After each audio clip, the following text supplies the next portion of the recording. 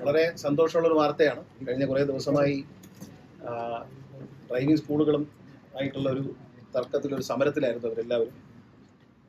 എല്ലാ സംഘടനകളും ഉണ്ടായിരുന്നു. CITU, INTUC, BMS, AITUC, പിന്നെ സ്വതന്ത്ര സംയുക്ത സമരസമിതി, അങ്ങനെ എല്ലാവരും ഉണ്ടായിരുന്നു. അവരുമായിട്ട് ഞാൻ ചർച്ച ചെയ്തു.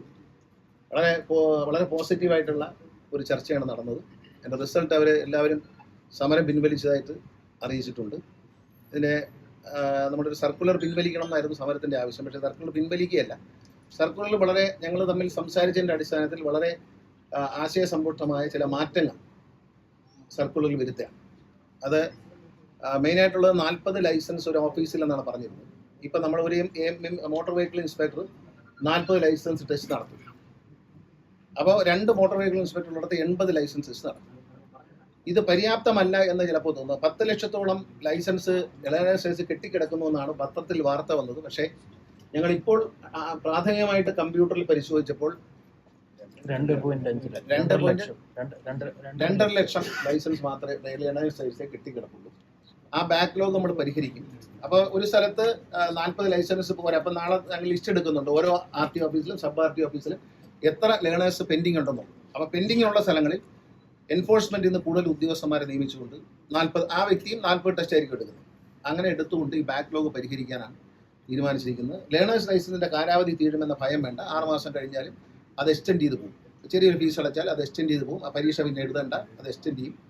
പിന്നെ അതോടൊപ്പം തന്നെ ഈ ക്ലച്ച് 2 വശത്തും ക്ലച്ചും ബ്രേക്കും ഉള്ള വണ്ടി ലോകത്തെവിടെയും ടെസ്റ്റിന് ഉപയോഗിക്കാറില്ല. തൽക്കാലം അത് ഒരു സ്വന്തമായ ഒരു വാഹനത്തിലേക്ക് സർക്കാർ എത്തുകയോ അല്ലെങ്കിൽ വാടകയ്ക്ക് എടുക്കുന്ന ഒരു സംവിധാനത്തിലേക്ക് വരുന്നവരെ ഈ ക്ലച്ചും ബ്രേക്കുള്ള വണ്ടി തന്നെ ടെസ്റ്റിന് ഉപയോഗിക്കാം. കാരണം ടെസ്റ്റിന് ഉപയോഗിക്കുമ്പോൾ ഏതെങ്കിലും കാരണവശാൽ ഈ ഡ്രൈവ് ചെയ്യുന്ന ആളിന് വളരെ കുഴപ്പം പിടിച്ച ആളാണെങ്കിൽ അദ്ദേഹം പിന്നെ അപ്പോൾ അത് പിന്നെ കുഴപ്പം കാണിച്ചാൽ പെട്ടെന്ന് MED ഉദ്യോഗസ്ഥന് വണ്ടി ചവിട്ടി നിർത്താം. അപ്പോൾ അതിന് വേണ്ടിയിട്ട് തൽക്കാലം അത് അനുവദിക്കുകയാണ്. അപ്പോൾ പക്ഷേ ക്വാളിറ്റി ഉയരും തീർച്ചയായിട്ടും. നമ്മൾ ഗവൺമെൻറ് മുന്നോട്ട് വെച്ചൊരു ആവശ്യം എന്ന് പറയുന്നത് ക്വാളിറ്റിയുള്ള ലൈസൻസ്, നല്ല വണ്ടി ഓടിക്കാൻ അറിഞ്ഞ ആളുകൾ ലൈസൻസ് എടുത്താൽ മതി എന്നുള്ളതാണ്. അതിനോട് ഡ്രൈവിംഗ് സ്കൂളുകളിലെ എല്ലാ സംഘടനകളും യോജിച്ചു. അവരും അത് ചെയ്യുകയാണ്. പിന്നെ മാത്രമല്ല, ക്യാമറ ടെസ്റ്റ് നടക്കുമ്പോൾ ഹരാസ്മെന്റ് ഉണ്ടായി എന്നൊന്നും വരാതിരിക്കാൻ വേണ്ടിയിട്ട് ക്യാമറ വെക്കണമെന്നുള്ള നിർദ്ദേശം ഞങ്ങൾ വെച്ചിരുന്നു. അതവർ അംഗീകരിക്കുകയാണ്. ഡ്രൈവിംഗ് സ്കൂളുകാർ വെക്കേണ്ട, ഞങ്ങൾ നേരത്തെ തന്നെ തീരുമാനിച്ചു. അവരെ കൊണ്ട് വാങ്ങി വെപ്പിക്കുന്നത് ശരിയല്ല. ടെസ്റ്റ് നടക്കുമ്പോൾ, ഡ്രൈവിംഗ് പരിശീലിപ്പിക്കുമ്പോഴല്ല, ടെസ്റ്റ് നടക്കുമ്പോൾ ഡാഷിൽ ക്യാമറ ഉണ്ടാവും. അത് മോട്ടോർ വെഹിക്കിൾ ഡിപ്പാർട്ട്മെന്റ് വാങ്ങാൻ തീരുമാനിച്ചു. ഞങ്ങൾ ഈ എല്ലാ സ്ഥലത്തും വെക്കും. ഉദ്യോഗസ്ഥൻ വണ്ടിയിൽ വരുമ്പോൾ ഈ സാധനം ഫിക്സ് ചെയ്യും. ടെസ്റ്റ് കഴിയുന്നുള്ള കാര്യങ്ങളെല്ലാം ഷൂട്ട് ചെയ്യും. എന്നിട്ട് അത് ഓഫീസിൽ കൊണ്ടുവന്ന് കമ്പ്യൂട്ടറിലേക്ക് മാറ്റി സൂക്ഷിക്കും.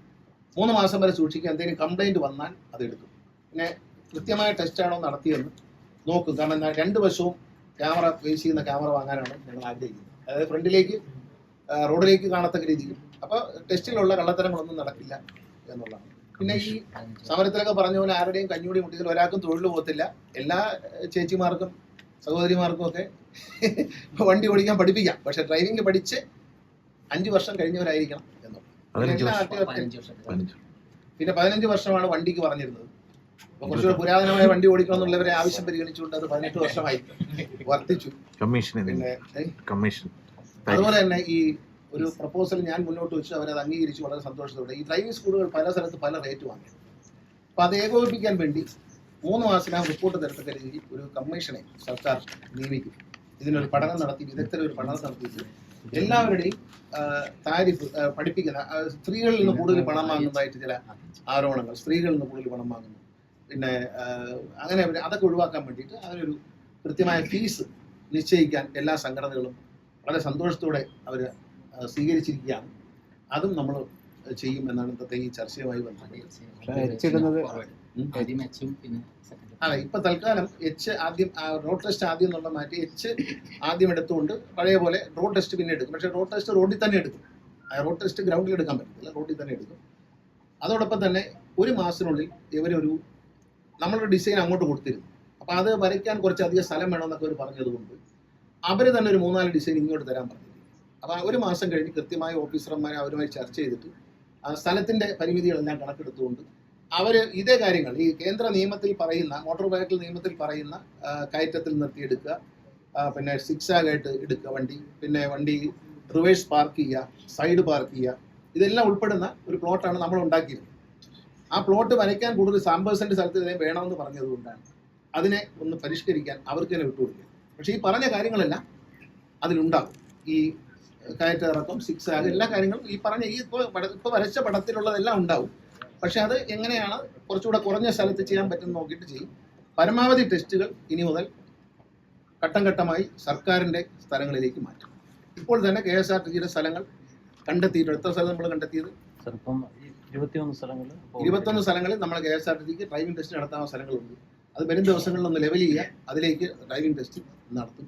കാരണം അവരെ ഗ്രൗണ്ടിൽ പോയി നടത്തി അവരെ ബുദ്ധിമുട്ടിക്കേണ്ടതെന്ന് വെച്ചാൽ അവർ പ്രാക്ടീസ് ചെയ്യട്ടെ, ഇവിടെ നമ്മൾ പരിശീലിക്കാം എന്ന് തീരുമാനിച്ചു. പിന്നെ KSRTC ഡ്രൈവിംഗ് സ്കൂൾ തുടങ്ങുന്നുണ്ട്. ആദ്യഘട്ടത്തിൽ 10 ഡ്രൈവിംഗ് സ്കൂളാണ് തുടങ്ങുന്നത്. അതിനുള്ള അപേക്ഷയെല്ലാം കൊടുത്തു കഴിഞ്ഞു. അതിനുള്ള ഫണ്ട് ഇപ്പോൾ അനുവദിക്കും. നല്ല ലൈസൻസ്, ഞാൻ ഒറ്റ കാര്യം പറഞ്ഞു, ഞങ്ങൾ അവരും അംഗീകരിച്ചു, സംഘടനകളും എന്നെ അംഗീകരിച്ചൊരു കാര്യം, നമ്മൾ ഗവൺമെൻറ് മുന്നോട്ട് വെച്ചൊരു വിഷയം quality of education, quality of licence പഠിച്ചിറങ്ങുന്ന ആളിന് അത് ലൈസൻസ് തന്നെ ആയിരിക്കണം. പിന്നെ ലൈസൻസ് എടുത്തിറങ്ങിയതിന് ശേഷം പിന്നെ ഒരു ഡ്രൈവിംഗ് സ്കൂളിൽ ചേർന്ന് വീണ്ടും ഡ്രൈവിംഗ് പഠിപ്പിക്കുന്ന പരിപാടി വേണ്ട എന്നാണ് തീരുമാനം. അപ്പോൾ അതനുസരിച്ച് നമ്മൾ മുന്നോട്ട് പോകും. അപ്പോൾ സർക്കുലർ പിൻവലിക്കുകയല്ല, സർക്കുലർ ചില അത്യാവശ്യമായ പ്രായോഗികമായി അവർ മുന്നോട്ട് വെച്ച ചില കാര്യങ്ങൾ. ഇതൊരു ജനാധിപത്യ സർക്കാരാണ്. ഇടതുമുന്നണിയെ സംബന്ധിച്ച് കടമ്പെടുത്തൊന്നുമില്ല. ഞങ്ങളത് സംസാരിച്ചു, വളരെ സ്നേഹത്തോടെ തീർന്നു. എല്ലാവരും സഹകരിച്ചവരോടെല്ലാം ഞാൻ നന്ദി പറയുകയാണ്. നല്ല ലൈസൻസ് കൊടുക്കാമെന്ന് എല്ലാവരും എഗ്രി ചെയ്തു. അത് അവരെല്ലാം നിങ്ങളുടെ മുമ്പിൽ വെച്ച് എഗ്രി ചെയ്യാം. നല്ല ലൈസൻസ് കൊടുക്കാൻ അവർ എഗ്രി ഇടുന്നു. ഡ്രൈവിംഗ് അറിയാവുന്നവർ വണ്ടി ഓടിച്ചാൽ മതി. അത് റോഡ് സേഫ്റ്റിയുടെ അടിസ്ഥാനപരമായ ഏറ്റവും പ്രധാനപ്പെട്ട ഫസ്റ്റ് വാല്യുബിൾ ആയിട്ടുള്ള തീരുമാനം എന്ന് പറയുന്നത് നല്ല ലൈസൻസ് ഉള്ളവർ നല്ല രീതിയിൽ വണ്ടി ഓടിച്ചാൽ അപകടം പരമാവധി കുറയും. ഇത് ജനങ്ങളുടെ ആവശ്യം. ഞാൻ ഇത് മുന്നോട്ട് പറഞ്ഞത് തന്നെ ഇങ്ങനൊരു തർക്കത്തിൽ വന്നതും സമരം ചെയ്തതൊക്കെ നന്നായി എന്ന് വിശ്വസിക്കുന്നതാണ്. കാരണം ഇപ്പോൾ ഒരു സെറ്റിൽമെന്റ് ഉണ്ടാകുമ്പോൾ കേരളത്തിൽ നല്ല ലൈസൻസ് ഉണ്ടാകും എന്നുള്ളൊരു സന്തോഷമുണ്ട്. ഇത് ജനാധിപത്യമാണ്. നമ്മൾ ചർച്ച ചെയ്യാതെ ഏകപക്ഷീയമായിട്ട് ചെയ്യുന്നതല്ല. അവർ സമരം ചെയ്തു. ഞാൻ ഇന്നലെ വരെ സ്ഥലത്തുണ്ടായിരുന്നില്ല. ഇന്ന് തന്നെ എല്ലാ സംഘടനകളെയും ക്ഷണിച്ചു. അവർ വന്നവരോട് എനിക്ക് നന്ദിയുണ്ട്, സന്തോഷമുണ്ട്.